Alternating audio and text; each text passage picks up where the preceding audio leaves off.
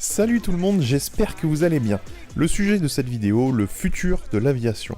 Et on va parler d'un tweet d'Elon Musk concernant l'avion commercial électrique qui est assez intéressant à détailler. En effet, Elon Musk tweet le 30 juin 2019 que selon lui, l'avion commercial électrique devrait arriver sur le marché dans 5 ans. Et nous allons en parler, son tweet est intéressant puisqu'il explique le point central qui pourrait faire basculer l'aviation de l'avion fonctionnant au kérosène à l'avion électrique. Mais nous n'allons pas nous arrêter là, le secteur de l'aviation sera multiforme pour le 21e siècle afin de répondre aux enjeux environnementaux.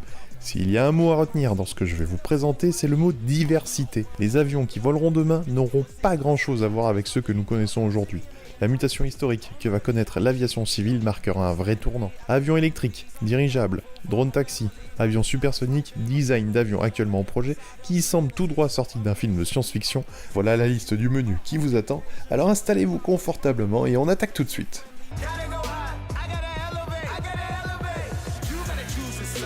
1. L'avion électrique.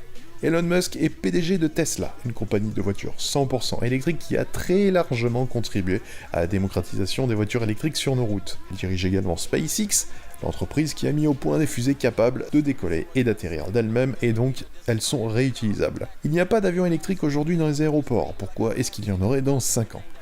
Dans la première partie de son tweet, Elon Musk explique le problème.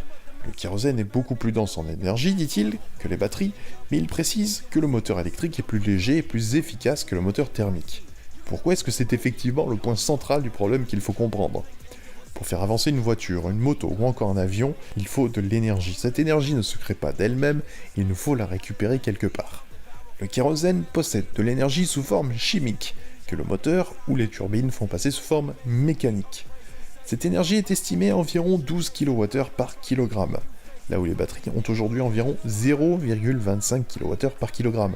Musk a raison, le kérosène est beaucoup plus dense en énergie que les batteries actuelles. 12 kWh, bien sûr, ça ne parle pas. Alors voici une petite comparaison pour se faire une idée. Imaginons un randonneur de 70 kg, avec un sac sur le dos de 30 kg. Il monte un dénivelé de 8848 mètres précisément, soit l'équivalent de l'altitude du plus haut sommet du monde, l'Everest. Ce randonneur ne produit, avec ses jambes, que l'équivalent de 2,4 kWh d'énergie. Dit autrement, 1 kg de pétrole permet théoriquement de monter 5 fois l'Everest, sans faire aucun effort. Théoriquement parce que dans la vraie vie, il y a toujours des pertes d'énergie dans un moteur. Sans pétrole, pas d'aviation commerciale telle que nous la connaissons. C'est aussi simple que cela. Donc quand Elon Musk dit que le kérosène a beaucoup plus d'énergie que les batteries lithium-ion, il veut dire deux choses. 1. Il faut alimenter le moteur d'un avion avec une quantité d'énergie inouïe pour le faire voler, surtout que sa masse varie de plusieurs dizaines à plusieurs centaines de tonnes. 2. Et c'est le plus important à comprendre, les batteries n'ont pas aujourd'hui une densité d'énergie suffisante pour remplacer le kérosène. On l'a dit, 1 kg de batterie transporte 0,25 kWh d'énergie par kilo. 1 kg de kérosène en transporte donc 48 fois plus. Musk dit qu'en revanche le moteur électrique est plus efficace que le moteur thermique. Il semble dire que cet élément pourrait changer les choses. L'efficacité du moteur qui transforme l'énergie de départ, stockée sous forme chimique ou électrochimique, en énergie mécanique pour faire voler notre avion est effectivement cruciale. Sans moteur, l'énergie reste sous sa forme initiale et rien ne se passe.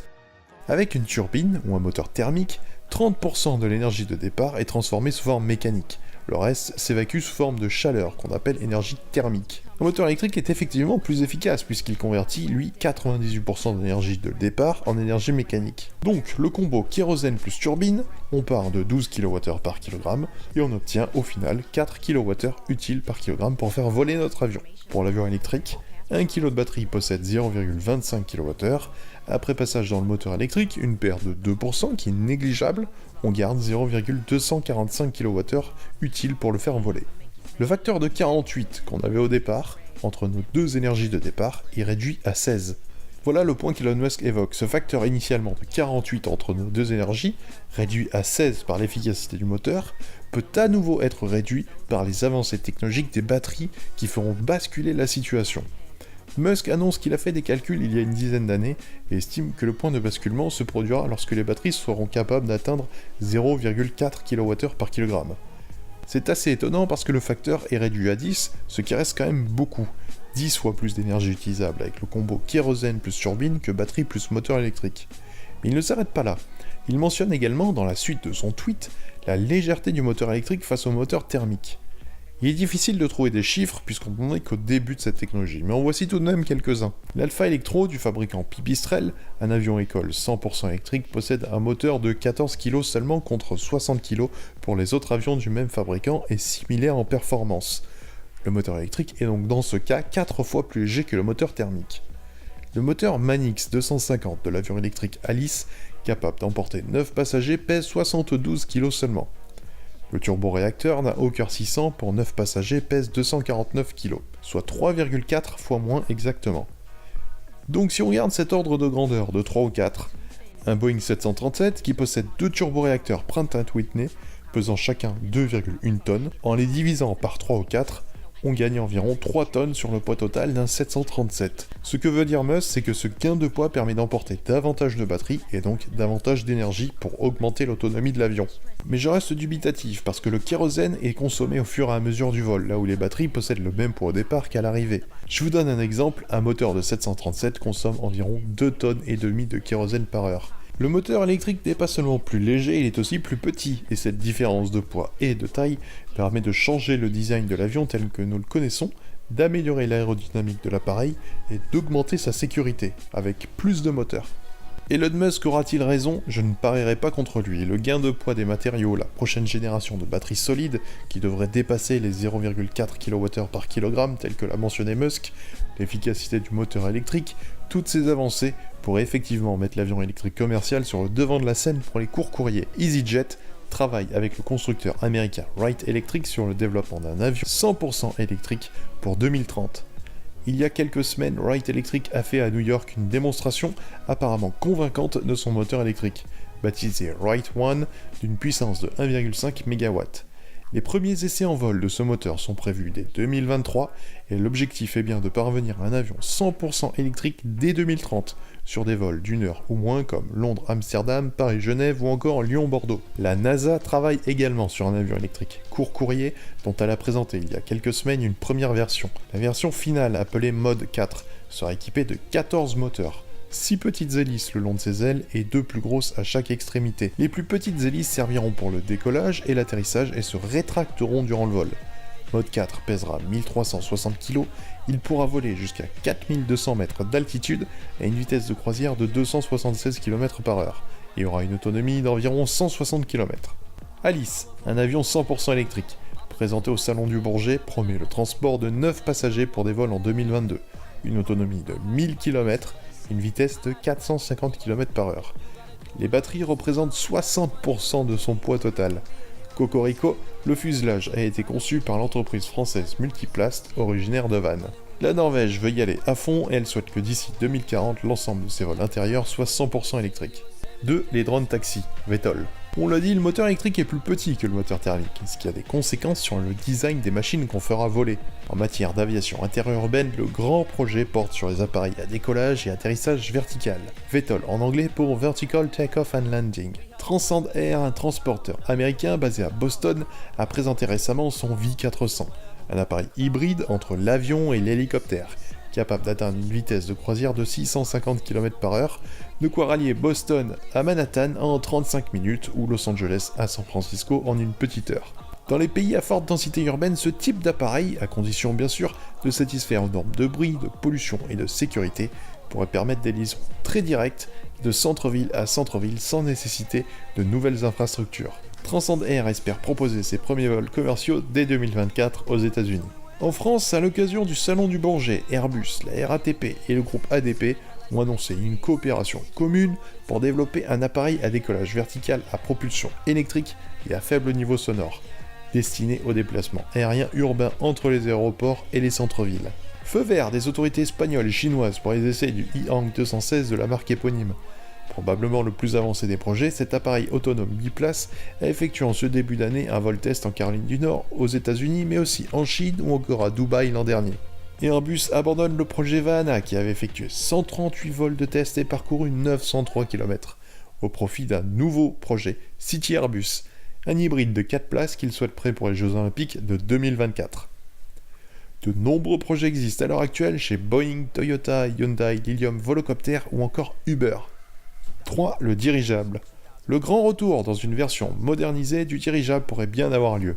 Cette invention de plus d'un siècle et demi a 3 atouts pour les enjeux de notre siècle.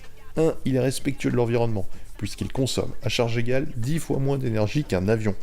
2. Il n'est pas nécessaire de construire des infrastructures pour le faire décoller ou atterrir, ce qui est particulièrement utile dans des zones isolées.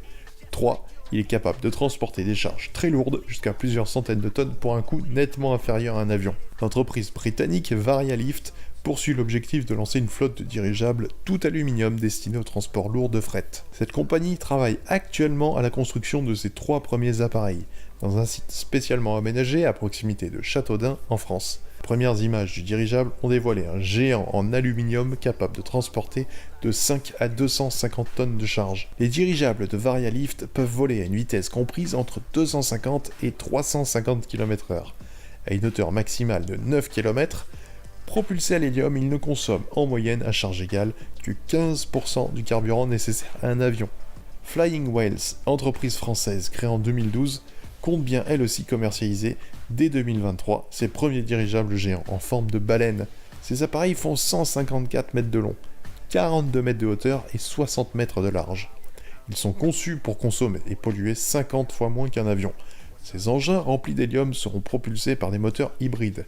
Ils seront utilisés dans un premier temps pour le transport de bois provenant de zones inaccessibles et seront capables de transporter jusqu'à 60 tonnes. Il y a quelques semaines, 3 nouveaux actionnaires français, ADP, Bouygues et Air Liquide, sont entrés à la suite de la région Aquitaine dans le capital de Flying Whales, ce qui confirme la maturité de ce projet sur le plan technologique comme sur le plan commercial.